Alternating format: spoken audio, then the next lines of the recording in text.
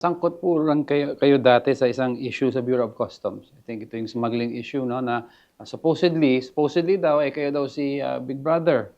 So ano po yung nangyari po dito sa issue na ito? Ako naman talaga ay na natawag na Big Brother ever since. Sa itsura ko pa lang. Yan ay nagkaroon ng Senate investigation. Napakasimple ng ginawa ko dyan.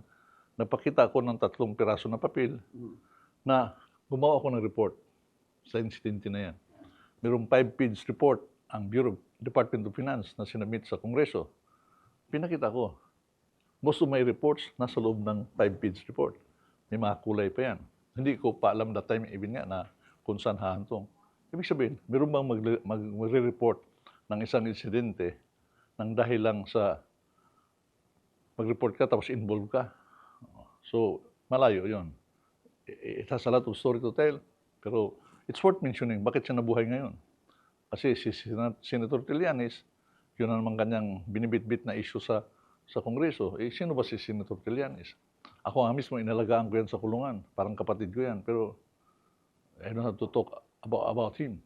Pero para makita natin ang roadmap, ano bang involvement yan ni Senator Trillanes? Una-una, galit siya sa mga Duterte dahil hindi siya pinagbigyan na sinama noon. Sino ba nag-file sa ICC case? Nangunguna, siya.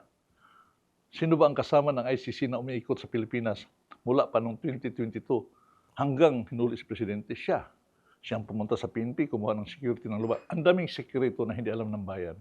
Malaking kasinungalingan ang nangyari sa bayan. Pero si Trillanes ang laki ng involvement. Kaya tinanong siya ni Congressman, yung isang congressman sa Quadcom na, ikaw ba ay may connection sa ICC? Ikaw ba ay nakapag-usap sa kanila? Yung paglabas niya yung isang nakakulong na, bakit siya nilabas? Ako kinausap mismo na, sir, kausapin mo yung nakakulong, ituro si Pulong Duterte para ikaw ay malibre. Anong klaseng proseso ito? Magtuturo ka na ibang tao para ilibre ang sarili mo. Wala ka namang kasalanan, ba't ka magtuturo? At saka hindi tama na magtuturo na ibang tao. So, para sa akin, kasama to sa pinapairal at pinapakita na hindi tamang gawa. At marami tayong nakikita na employee, hindi lang yan. So, para sa akin, the truth will never lie.